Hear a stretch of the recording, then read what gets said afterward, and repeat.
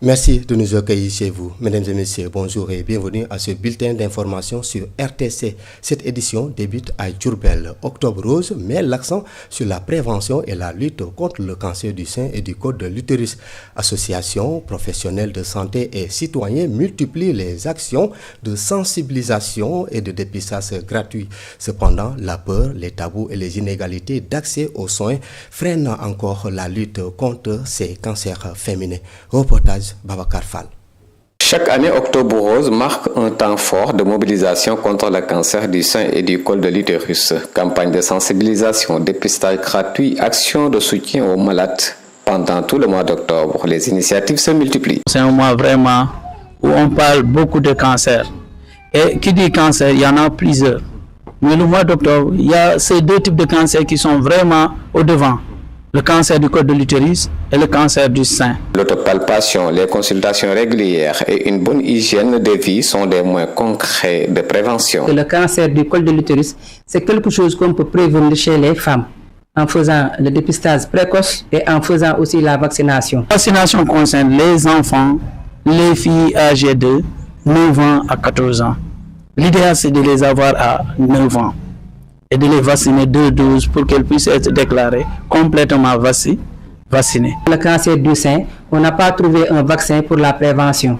Donc, ce qu'on peut dire et ce qu'on peut retenir, c'est de faire la palpation des seins et faire la mammographie toutes les 2 ans à partir de 30 ans. Aujourd'hui, les traitements sont mieux adaptés, plus ciblés, le soutien psychologique est mieux intégré dans le parcours de soins. Le ministère de la Santé en est conscient. Il a dédié vraiment le mois d'octobre comme Octobre Rose uniquement pour prévenir et guérir et prendre en charge tout ce qui est cancer du col de l'utérus ou bien cancer du sein gratuitement. Malgré les campagnes, certaines femmes n'osent pas se faire dépister. Il y a encore de la peur ou des difficultés d'accès aux soins, notamment dans certaines zones rurales. Pour que les parents amènent leurs enfants au niveau de la structure pour se faire vacciner, c'est ça qui pose d'énormes problèmes. Octobre Rose est bien plus qu'une couleur. C'est un mois d'engagement collectif pour sauver des vies. Informer, prévenir, accompagner, chacun peut jouer un rôle.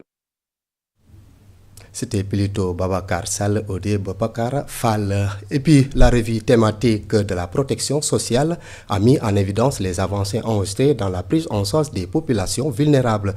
Près d'1 million de ménages ont été recensés grâce à l'extension du registre national unique, tandis que les programmes des bourses familiales, la carte d'égalité des chances et la couverture sanitaire universelle illustrent les progrès réalisés dans un contexte économique difficile. Maktar Sissé, délégué à la protection sociale et à la solidarité nationale, est avec Mamadou Nying. La revue thématique de la protection sociale, qui découle de la revue annuelle conjointe des politiques publiques, constitue un moment privilégié de dialogue, de redevabilité et de pilotage stratégique. Elle permet de faire le point, de capitaliser sur les acquis et d'identifier les défis encore à relever pour renforcer notre action collective.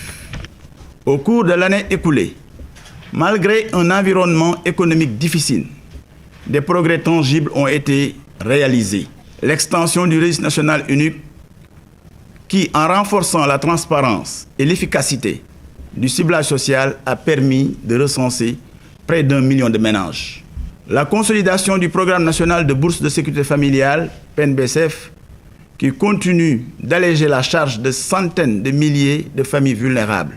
Le développement et la montée en puissance de la carte d'égalité des chances, offrant aux personnes vivant avec un handicap de meilleures perspectives d'accès aux services sociaux de base. Enfin, des avancées notables dans la mise en œuvre de la couverture sanitaire universelle, CSU, qui a permis à plus d'1 million de bénéficiaires de jouir de prestations sociales essentielles. S'y ajoute la stratégie d'adhésion stratégique des travailleurs de l'économie informelle à la CSU qui vient d'être validée avant-hier.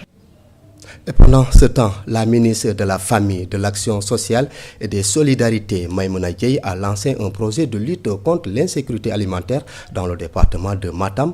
Au total, 2160 ménages bénéficieront de transferts monétaires pour un montant global de 291 600 000 francs, soit 135 000 francs par ménage. La ministre a également procéder à la distribution des denrées alimentaires au profit des familles touchées par les récentes inondations. Écoutons Maïmouna Diaye au micro de Omar Sall.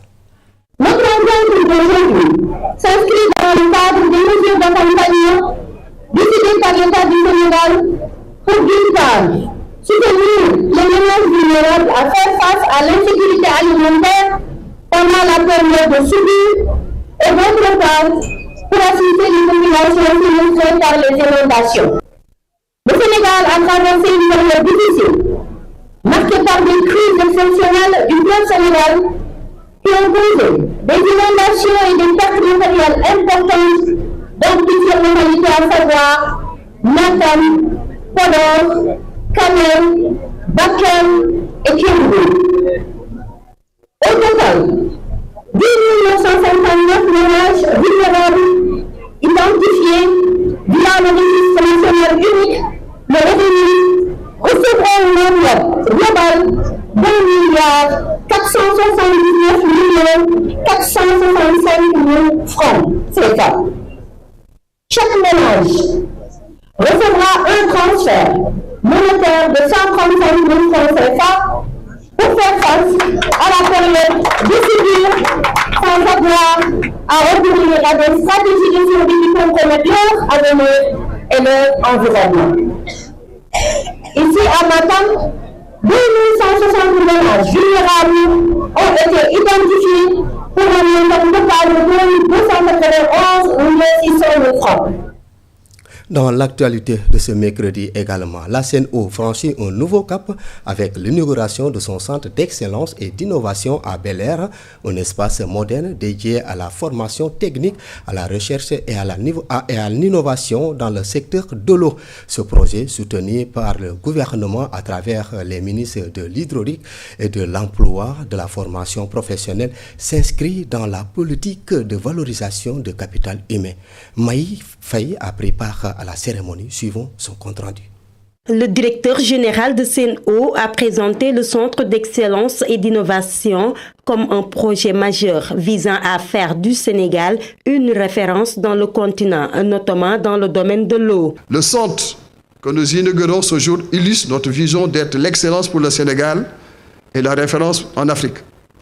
Ouvert à tous les acteurs du secteur de l'eau, en partenariat avec les universités et le groupe Suez pour la recherche et le développement, ouvert à l'Afrique par le biais de l'Association africaine de l'eau et de l'assainissement. Pour sa part, le ministre de l'Hydraulique a indiqué que ce centre est un lieu d'innovation et de formation ouvert à toute l'Afrique.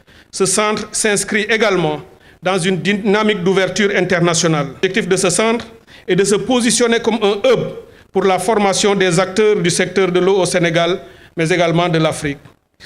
Il a donc un rôle à jouer dans l'hydrodiplomatie, qui m'est chère et qui a fait que notre pays aujourd'hui est reconnu partout dans le monde. Le ministère de la formation professionnelle a également promis son soutien pour en faire un espace dédié aux jeunes, aux chercheurs et aux professionnels. Mon département se réjouit de cette belle réalisation et s'engage résolument à accompagner le Centre d'excellence et d'innovation dans sa mission. Dans le cadre de l'ingénierie de la formation, nous mettrons à la disposition du Centre d'excellence et d'innovation des méthodologues et des experts chargés de contribuer à l'élaboration des programmes, à la diversification de l'offre de formation, ainsi qu'à l'accompagnement dans les démarches de certification. Avec ce centre, CNO mise sur la formation et l'innovation pour améliorer l'accès à l'eau potable et favoriser l'emploi des jeunes. La société célèbre cette année ses 5 ans d'existence.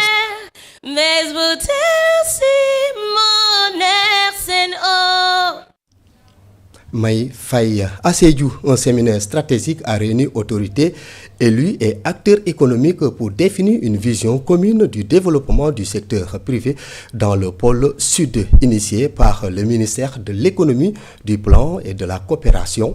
La rencontre vise à relancer la croissance dans une région dont la contribution du PIB national reste faible. Nyambi Sonko, conseiller au ministère de l'économie, du plan et de la coopération, s'en explique au micro de Omar Sissé. il y a 3 choses qui développent le secteur privé. Il faut qu'il y ait des territoires bien aménagés, il faut qu'il y ait des filières bien structurées et il faut des entreprises fonctionnelles. Ce sont les 3 qui font le développement du secteur privé.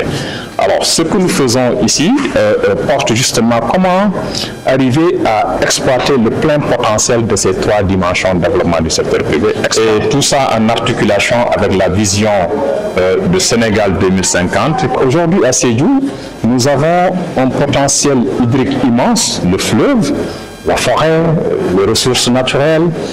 Nous avons une histoire de Sédhiou. Il ne faut pas l'oublier, ça fait partie aussi du potentiel. Sédhiou a été la première capitale de la Casamance. L'autre dimension, c'est qu'aujourd'hui, du point de vue des infrastructures, il y a des avancées quand même significatives.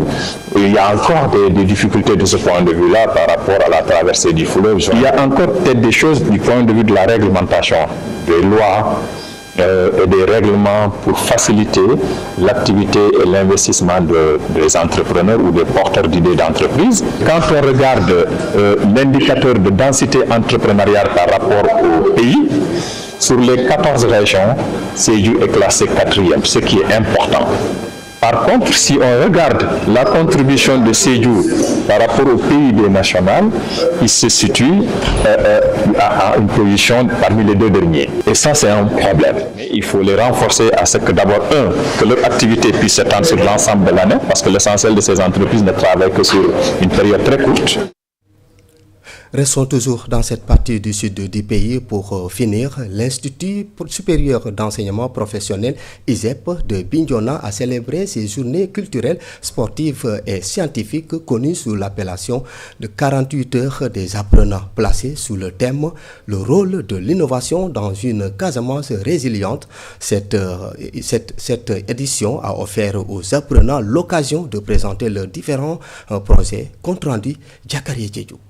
L'ISEP de Bignona se positionne comme une réponse au défi de développement des terroirs à travers l'innovation. À l'occasion de cette journée, placée sous le signe de l'innovation et la résilience de la Casamance, l'innovation moteur de développement dans un monde constant mutation, l'innovation n'est plus un luxe, mais une nécessité.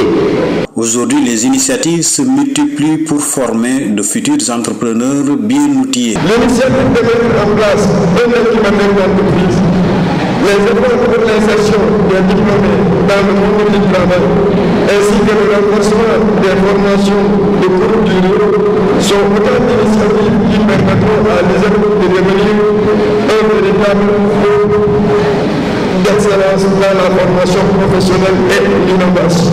Les collectivités locales, à travers le conseil départemental et les mairies, saluent et reconnaissent l'expertise avérée des apprenants de l'ISEP de Bignona. Vous dire également que la mairie de Bignona sera toujours à vos côtés et ne ménagera aucun effort dans le sens de vous aider dans vos activités. Vous êtes d'abord nos partenaires, mais tout le temps dans nos activités, avant qu'on aille exporter de l'expertise ailleurs, on préfère, monsieur le directeur, s'appesantir sur vous. Et nous avons vu les résultats. Nous avons fortement besoin de compétences et l'ISEP est en train de positionner des jeunes leaders dans plusieurs domaines et tout à l'actif, en tout cas de la formation professionnelle, qui aujourd'hui est en train de jouer sa partition.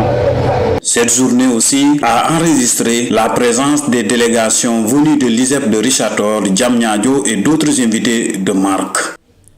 Diakaria Djedjou, fin de ce bulletin d'information sur la première radio-télévision communautaire RTC.